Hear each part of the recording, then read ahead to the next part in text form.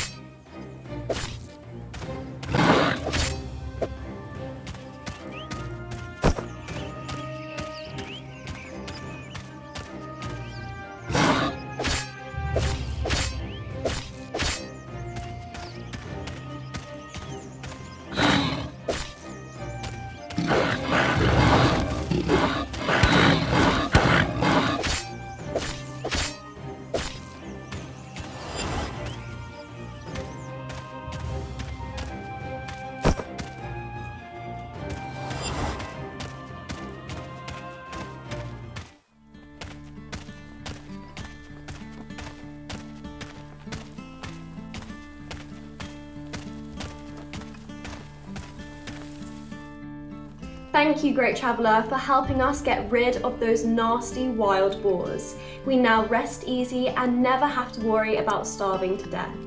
Please take this as a token of my appreciation. 10 gold? I slayed 137 boars in the heat wearing this armor. I'm sorry, but I never said you had to slay them in the middle of the day. Ugh, screw this.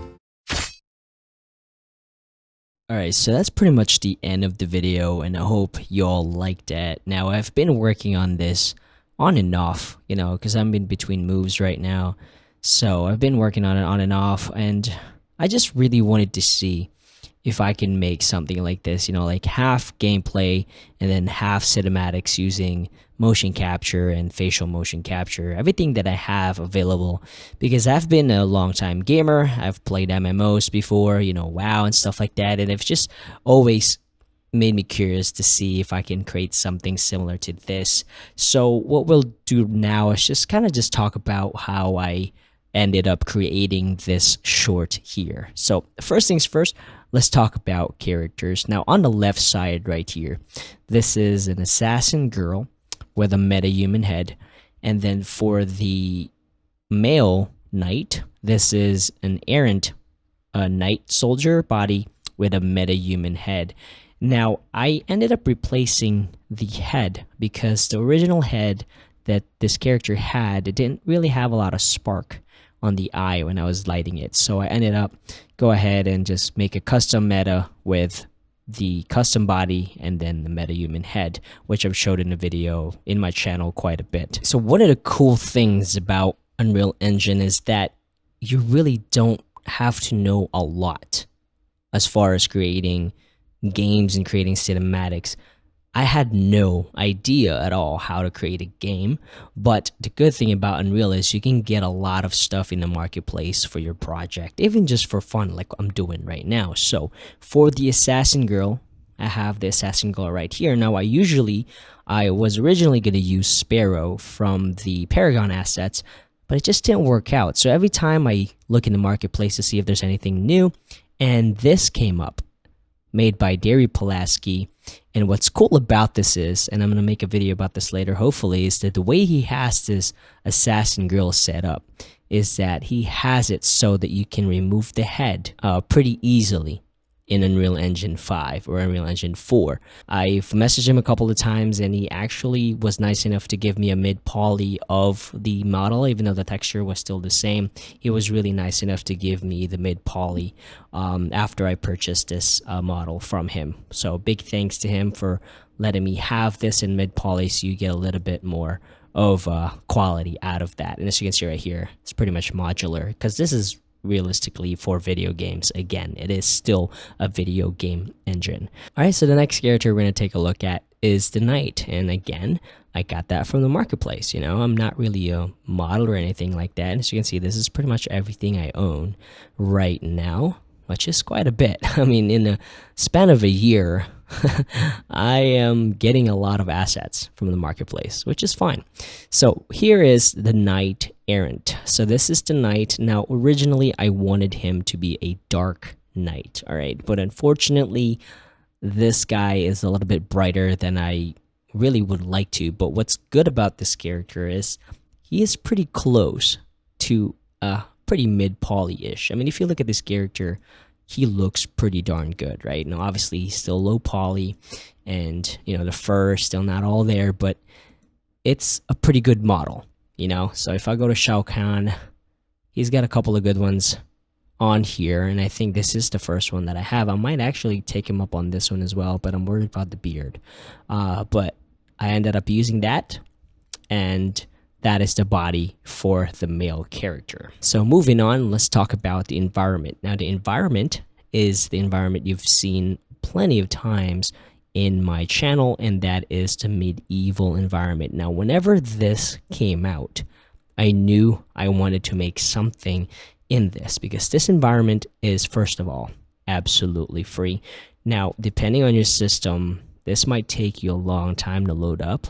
But this right here is an amazing map, even though it's not really optimized for gaming. It's just to showcase high quality assets. I think my computer ran it well enough to record and make a movie in. So this is the medieval game environment, absolutely free in the Epic Marketplace. Okay, so the next thing we're going to talk about is the battle or the gameplay. Because as you all know, this is my first time messing around with creating a video game. I mean, I didn't really create a video game, but just something that I can use to fake a video game. So with that, I used a dynamic combat system. Now, I don't have any experience with blueprints, but I do know how to read. I did graduate middle school after all. So this tutorial right here, I followed and I was able to make it work. Pretty much comes with the targeting system and the dodging system and all that stuff. But when I tried to follow the tutorial, I did run into an issue, but I found somebody who helped me out. So big thanks to Jazari for hooking me up with the enemy AI, because when I followed this tutorial, unfortunately, every time I hit the boar, he would just sit down and give up. So Jazari actually hooked me up with fixing some stuff because I followed it as best as I could, but I am such a newbie when it comes to blueprints and video games that I needed his help. So thank you, Jazari, for helping me out on figuring out the enemy AI situation. But this is the dynamic combat system. So you can see it's pretty good. It's made by GS, I think is what he calls himself. Or yeah, GS. Now I wish he has a couple of ones here like Mage and third person Arrow. He's got a couple of good ones in there, and I think I bought this one right here. So check that out as well if you're trying to create something similar, which is really fun. I really had so much fun in learning, really. And that's the biggest thing about Unreal is I'm constantly learning because it is a black hole. You're just constantly trying to figure stuff out, which is half the fun, but not really. So yeah, that's pretty much, we talked about the characters, the metahumans, the environment, the gameplay, which I use DCS, and now we're going to talk about the boar. Now for the boar, I also bought that in the marketplace. I didn't model that at all. So if I go to the library, and it is called the Attack Boar, if I can find it. Attack Boar, let's just go right here. Attack. All right, so it's the Attack Animal Boar. So you can see right here, it's pretty high quality. I mean, that looks pretty good. You know, it's not low poly. I mean, I guess it is low poly, but it looks good. It's the best boar looking thing I've ever seen in the marketplace. So I went ahead and downloaded this and bought this as well. Okay, so now what we're going to talk about is the motion capture suit. Now, as you all know, xsens was kind enough to lend me their Windows starter kit for like, I think a month and some change. So that is what I use to motion capture the animations for this short. So the Windows starter kit is actually right here. This is the MVN Windows starter. So this is their cheapest a motion capture suit or device, if you would, because it's not an actual full suit like this. The link, it's right here on the left. If you're interested in that, go check it out. And that's what I use for the motion capture on both the characters. And I'll talk about a little bit about some of the issues I had and why this guy doesn't have a full face, why his face is hidden and all that stuff. And speaking of face, you could probably guess it already. Again, Faceware Tech has that free 6 months going on right now. So if you haven't checked that out, go ahead and check out their website. They're giving away 6 months for free of Faceware Studio. So I did use Faceware Studio to get the facial motion capture. And again, I'm going to talk about this a little bit more in the challenges because, it wasn't out of the box this time around. I had to do a little bit of tweaking in post, but overall it did a pretty good job. Okay, so for the facial motion capture, I used Faceware Studio. And again, which takes us to the next part of this video, is the voices. Where did I get the voices? All right, so as you all know, right now, whenever I'm making stuff, everybody that I work with are all far away. It's just me, and I contact people all over the world to work on my stuff. So here on the left side, you're actually looking at Hey is Bay. I think that's her name. I found her online, and she was nice enough and open enough to help me out with this project. And it's really hard to explain to people what I need. It's like, hey, I'm making this animation. Can you record a video of you talking in front of a camera with even lighting, and make sure you blink a lot and make sure you talk this way? And she was really, really nice enough, and she was really good at this take. I think she only did 2 takes, and I pretty much used one of it already. So she did pretty good for the first time ever doing anything like this. So big thanks to her. Hey is Bay. If you want to look that up, go ahead. But that is the voice of the female. I knew from the very beginning I wanted an English British voice because they just sound really cool. I mean, I love German accent as well, but when it comes to games like this, like adventure and questing and stuff like that, the English accent just really sells it, right? And again, we'll talk about some challenges about that as well here in a second. Now, for the male voice, you probably recognized him because I have used him before in my previous project. In the knight's voice, that is Lazarus, or Lazarus with 2 A's. He helped me with my Mango short, so you probably recognize his voice. Now, for his part, I didn't have a video. I just had his audio. So, you know what that means. That means I have to do my own dubbing, my own lip syncing, and using his voice. But again, I'm going to tackle that in a minute here, okay? We talked about all that stuff. You guys figured out the voices and the software, hardware. Now let's talk about the challenges, because I think this part is probably the most important because I'm constantly learning, and that's why I'm sharing this knowledge with you all. So the very first issue or problem I ran into was I was running out of time with the xsens window. I had Hey is Bay's, or I'm just going to call her Bay. I had Bay's motion capture. I was doing her motion capture while she was working on the video of her talking. And again, one of the biggest challenges with that, let me back up a little bit so I get a little bit more FPS here. The biggest challenge about that is I'm going to have to think about how her body would move when she's talking. And that is kind of one of the bad things about working away from the people, is because I'm just going to have to pretend, when she hands him the gold, I would just have to act like I'm handing somebody a gold or something, because she's recording the video while I'm recording the mocap 2 separate times. We don't see each other when we're recording. So again, one of the challenges about working far away. Okay, so now with the knight, the challenge with him was I didn't have a facial motion capture. Now, what I usually do is I would do the body mocap. I would have my bike helmet on my head, and I would have my Instapro 360, pretty much my usual setup, and I would watch and just record it simultaneously and record the facial motion capture with the body motion capture. But this time around, I didn't have all of the equipment I needed because I had to return the xsens a window back. So what I ended up doing was, instead of the Metahuman having no helmet, I just put a helmet on him. Originally I was going to take the helmet off, so it's like a full-on Metahuman short. But this time I kind of cheated. I left the helmet on because all you can see right now whenever he's talking, those are just all hand animated blinks, because I was not able to do body and face at the same time. Right? So that is why he's wearing a helmet, and it doesn't have facial motion capture. It doesn't have mouth movements. Okay, so it is kind of cheating, but it's just one of those things that I gotta do what I can in my situation. So speaking of motion capture and editing, the next challenge that I ran into was the facial control board. Now, the facial control board in Unreal Engine 4 and 5 are really not the friendliest.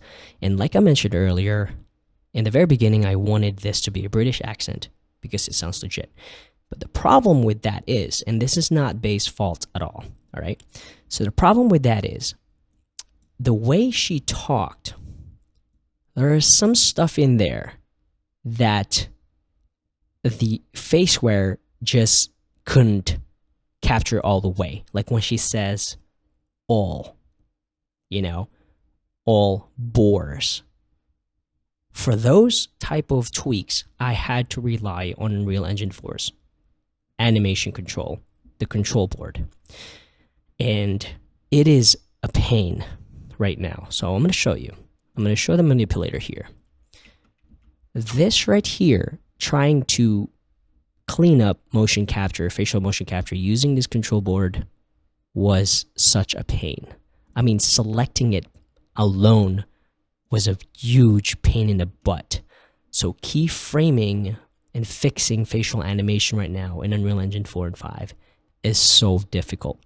But in some situations like this, you're gonna have to do it. You know what I mean? So hopefully one day it would get a little bit better. But I had to legit keyframe the corrections that I'm doing. And let's see if I can show you. I don't know if it's in this one, because I do have multiple ones here. So this is Vivian. No, I don't think it's in this one. I'll show you what I mean, but I have multiple ones. So I'm gonna exit out of that so you can see. So that was just so painful on correcting and adding and tweaking the facial motion capture because of this control board. I mean, it's crazy. Okay, so and that being said, whenever you have a British accent speaker, be ready for it. Okay, make sure you're communicating with them. Like some of the stuff, maybe exaggerate it a little bit more. I know it's going to be hard because the way they talk, sometimes they don't really open their mouth as much.